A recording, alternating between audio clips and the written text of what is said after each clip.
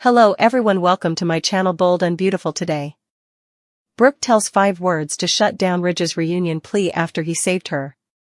Nick's ring for Brooke causes Ridge to panic. While John Finnegan discovers that he simply cannot stop searching for answers, Ridge Forrester will become alarmed over Nick Marone's ring for Brooke Logan. Finn and Bridget Forrester were finally able to confront Grace at the hospital, but it didn't do much. Grace gave no information about Liam Spencer's purported cutting-edge procedure. Naturally, Finn still wants to see Liam's complete medical records because he doesn't understand what's going on. Finn will continue his investigation even if Grace begged him to believe her and tried to defer all the questions. Finn will soon discover that Grace has been operating a brain tumor scam, so tune in to see how much he learns in Monday's B&B episode.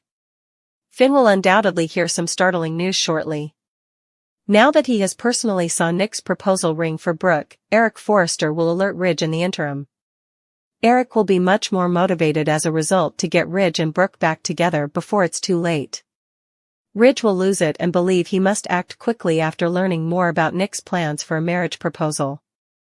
Ridge intends to halt Brooke's planned boat trip because he doesn't want her to consent to marry Nick. Nick will, of course, ratchet up the romanticism and turn on the charm. Nick will treat Brooke like royalty and go out of his way to make her feel like the queen of his heart.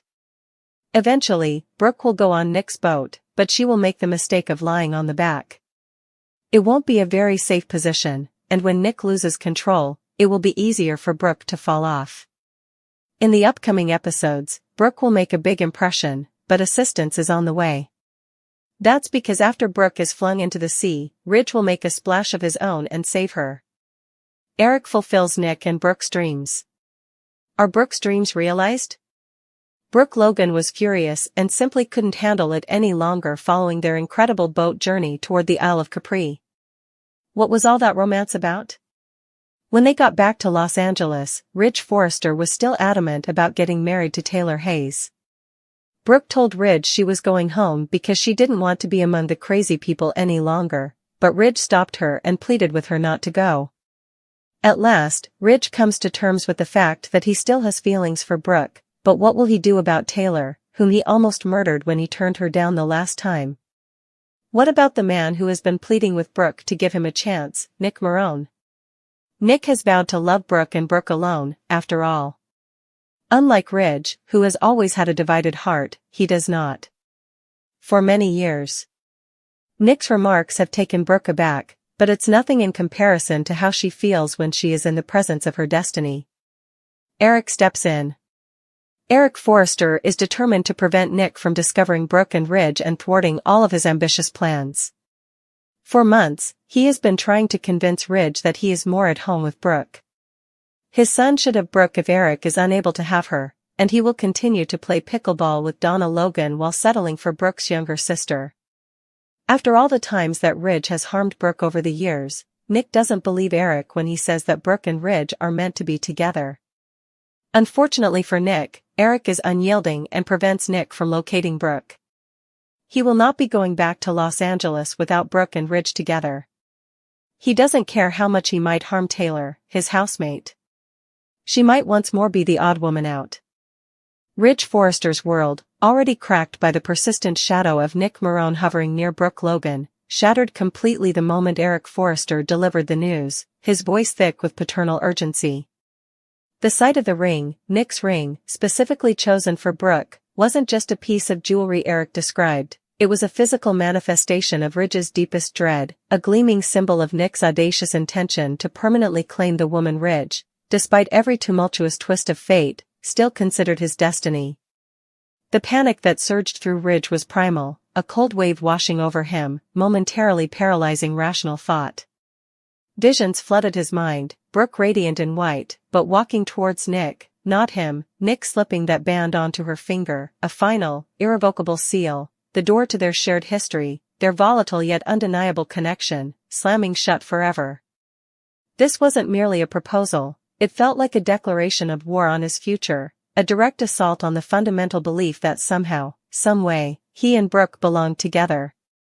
Eric, witnessing the raw terror in his son's eyes, saw his own fears confirmed. Time was no longer a luxury, it was an enemy sprinting towards a disastrous finale. His determination to reunite Brooke and Ridge crystallized into an unshakable mission, fueled by the tangible proof of Nick's commitment gleaming in his mind's eye. He knew Ridge needed to act, now, before Brooke, swept up in Nick's relentless romantic siege, uttered the word yes and plunged them all into an abyss of regret. While Ridge grappled with this existential threat to his romantic future, miles away at the hospital, another kind of tension was reaching its boiling point. Dr. John Finnegan, his medical intuition screaming that the puzzle pieces surrounding Liam Spencer's supposed miraculous cutting-edge procedure refused to fit, had finally cornered the elusive Dr. Grace alongside Bridget Forrester. The confrontation, however, yielded nothing but frustrating evasion and carefully constructed walls. Grace, radiating an unnerving calm, expertly parried their pointed questions about the nature of this phantom treatment, offering only vague reassurances and platitudes about medical confidentiality and the wonders of modern science. Her dismissal of Finn's detailed concerns, the physiological inconsistencies, the lack of documentation, the sheer implausibility, felt less like professional discretion and more like deliberate obfuscation. Her plea for trust rang hollow in Finn's ears, a discordant note against the cacophony of alarm bells only he seemed to hear. Bridget, caught between her professional respect for Grace and her growing unease fueled by Finn's relentless skepticism, felt the ground shifting beneath her, the foundation of trust in her colleague beginning to fissure. Finn's resolve, far from being dampened by Grace's stonewalling, hardened into steel. He knew Liam's full, unredacted medical records were the key, the Rosetta Stone that could decipher this dangerous enigma. Grace's refusal to provide them wasn't just inconvenient, it was confirmation that something profoundly wrong was being hidden. His investigative instincts, honed by years of medical detective work, shifted into overdrive. The brain tumor scam, a concept still forming in the periphery of his suspicions, was about to move from unsettling possibility to terrifying reality. Finn's relentless digging, a stark counterpoint to Ridge's romantic desperation, was poised to uncover a deception that would send shockwaves far beyond the hospital walls, and his gut told him the seismic reveal was imminent, promising news that would shatter more than just professional reputations. Back in the gilded cage of Forrester Creations, Ridge, propelled by Eric's alarming report and his own consuming panic, erupted. The image of that ring, a symbol of Nick's victory, burned behind his eyelids. Learning the specifics of Nick's meticulously planned proposal, the intimate boat ride designed to be the ultimate romantic setting, was the final spark. Ridge didn't just react, he detonated. The thought of Brooke, vulnerable to Nick's practiced charm in such a secluded, emotionally charged environment, accepting that ring and sealing her fate, was unbearable. His mind raced with worst-case scenarios, each more vivid and agonizing than the last. Passive observation was no longer an option, the time for brooding or strategic waiting was over. Drastic, immediate, undeniable action was required. Ridge resolved, with the single-minded intensity of a man fighting for his life, to intercept that boat ride. He had to reach Brooke before Nick could execute his plan. He had to disrupt the carefully orchestrated romance, to remind Brooke of their history, their fire, their unbreakable bond, before the siren song of Nick's devotion and that damned ring could drown out everything else. Failure wasn't contemplated, the consequences, a future without Brooke as his wife, watching her build a life with Nick, were simply too catastrophic to imagine. He would stop that boat, or die trying. Meanwhile, blissfully unaware of the storm brewing on shore, Nick Marone was executing his romantic offensive with the precision of a general and the passion of a poet. Aboard his luxurious vessel, aptly named the Destiny, he poured every ounce of his charm, wealth, and genuine adoration into making Brooke Logan feel like the absolute center of his universe. Champagne flowed like liquid gold, soft music wrapped around them, and his gaze held nothing but unwavering devotion. He spoke of shared dreams, unwavering commitment, and a future bathed in happiness, meticulously crafting an atmosphere where no felt impossible, where the allure of security and ardent love was intoxicating. He treated her like his queen, his every gesture designed to erode any lingering hesitation, to make her feel cherished and desired above all others. Seduced by the sun, the sea, the heady romance, and Nick's undivided attention, Brooke allowed herself to be swept up in the fantasy.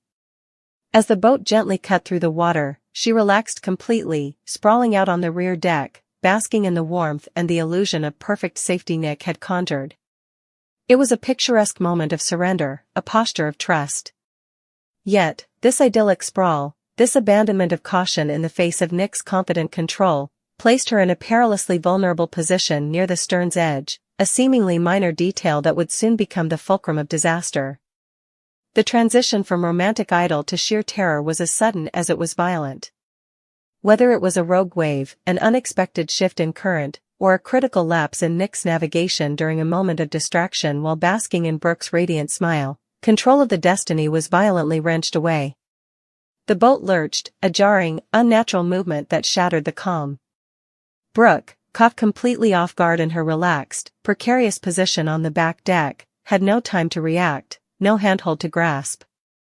A startled cry was ripped from her throat as the momentum flung her backwards, over the low transom, and into the churning, unforgiving embrace of the open sea. The splash was a horrifying punctuation mark to the preceding serenity. Panic contorted Nick's face as he scrambled, shouting her name into the suddenly hostile wind, the romantic dream instantly replaced by a nightmare of cold, dark water and terrifying uncertainty. Brooke was gone, swallowed by the waves, the symbol of their future, the engagement ring, now a chillingly irrelevant detail against the primal struggle for survival. But Brooke's plunge into the Pacific was met almost instantly by another, purposeful splash. Ridge Forrester, driven by panic and a desperate, unyielding love, had made good on his frantic vow. He hadn't just raced to the marina, he'd commandeered a boat, pushed its engines to the screaming limit, and arrived just in time to witness the unthinkable.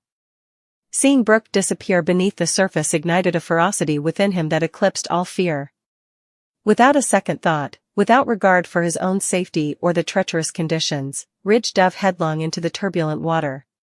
Every powerful stroke was fueled by decades of love, regret, rivalry, and the absolute refusal to lose her now, especially not to the sea while in Nick's care. He fought the current, his eyes scanning desperately, his heart pounding a frantic drumbeat against his ribs. Finally, he spotted her, a flash of color amidst the gray-green waves, struggling against the weight of her clothes and the shock of the cold. Reaching her, he grabbed hold with a grip born of terror and absolute necessity, pulling her limp, gasping form fiercely against him. As he battled to keep them both afloat, waiting for help or swimming them towards safety, the look he cast towards Nick's stricken figure on the boat above was pure, unadulterated fury and accusation. He had saved her life, but the battle for her heart, irrevocably altered by this near tragedy and the ring waiting uselessly on the deck of the Destiny, had just entered its most perilous and emotionally charged chapter. Meanwhile, back on dry land, Finn Finnegan, oblivious to the maritime drama, was finally connecting the sinister dots of Grace's deception, the shocking truth about Liam's treatment poised to detonate, ensuring that the week ahead on the Bold and the Beautiful promised not just rescued lives, but shattered illusions and confrontations that would redefine every relationship involved. Ridge had pulled Brooke from the water, but whether he could pull her back from the brink of accepting Nick's ring remained the most agonizing question of all. Brooke Logan adrift in a sea of frustration and bitter resignation, all that romance for what, echoed cruelly in her mind, the taste of champagne now ash, the whispered promises dissolving like sea spray against the harsh reality that Ridge Forrester, her magnetic, maddening lodestar, remained resolutely chained to his declaration, upon their return to Los Angeles, Taylor Hayes would become his wife. The sheer, suffocating weight of the impending nuptials, layered upon decades of cyclical heartbreak, became an unbearable yoke. Brooke, her spirit frayed beyond endurance, resolved to flee this beautiful purgatory, to retreat to the familiar, painful solitude of her own life, announcing her departure with a weariness that spoke volumes. Yet Ridge, the master of contradictory impulses, halted her flight, his plea a raw, desperate counterpoint to his prior certainty, a hand grasping not just her arm but the fragile threads of their shared history, begging her to stay, his eyes reflecting a turmoil that mirrored her own. And in that suspended moment, amidst the scent of salt and oleander, Ridge Forrester, architect of so much of Brooke's exquisite agony, found himself irrevocably caught, not just by the breathtaking scenery, but by the undeniable, gravitational pull of unresolved feelings swirling like mist around Brooke, a force potent enough to momentarily eclipse the specter of Taylor, the woman whose heart he had shattered so profoundly before, a rejection so brutal it had nearly extinguished her life itself, leaving him now paralyzed by the terrifying question, what do I do? How could he navigate this resurgence of passion for Brooke without inflicting another potentially catastrophic wound upon Taylor, a woman he respected, perhaps even loved in a different, quieter way, yet whose stability felt like a cage compared to the electrifying chaos Brooke embodied? Complicating this already treacherous emotional landscape stood Nick Marone, a bastion of steadfast devotion offering Brooke the sanctuary Ridge's divided heart never could. Nick, whose love was singular, unwavering, a lighthouse promising safe harbor after decades of Ridge's stormy seas, his earnest pleas for Brooke to give him a chance resonating with a simple, profound truth Ridge seemed constitutionally incapable of embodying. Brooke, admittedly, had felt a tremor, a gentle sway beneath the compelling sincerity of Nick's words, a seductive pull towards peace and unequivocal adoration, yet, standing near Ridge, feeling the crackle of that ancient, undeniable current, Nick's promises dimmed like distant stars under the blazing, all-consuming supernova of her connection with Ridge, the man who was, in her soul's deepest conviction, her inescapable destiny, however painful that path might be. Enter Eric Forrester, the patriarchal puppeteer observing this volatile romantic tableau not with passive concern, but with the steely resolve of a general marshalling forces for a decisive campaign. He was absolutely not about to let Nick Marone, earnest and well-intentioned as he might be, disrupt the delicate, carefully stage-managed reunion unfolding between Brooke and Ridge on this Italian shore. For months, Eric had labored behind the scenes, a silent architect rebuilding the bridge between his son and the woman he believed was Ridge's true counterpart, his ultimate destiny.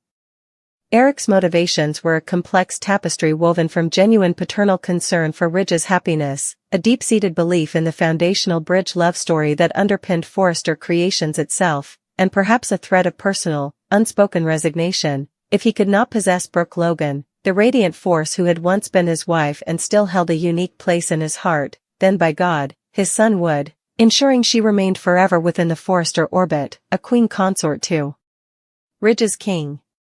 Eric himself would find solace, a quieter contentment, with the effervescent Donna Logan, Brooke's younger sister, their shared enjoyment of pickleball a pleasant, undemanding counterpoint to the high-stakes drama he was determined to orchestrate for Ridge and Brooke.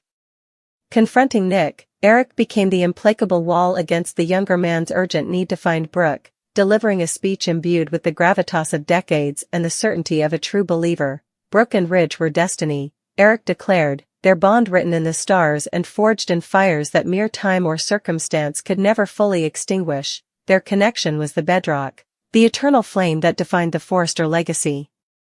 Nick, however, scarred by witnessing Ridge inflict years of profound pain upon Brooke, the betrayals, the waffling, the relentless cycling between her and Taylor, remained fiercely unconvinced, his retort sharp with protective anger and the bitter evidence of history. Destiny?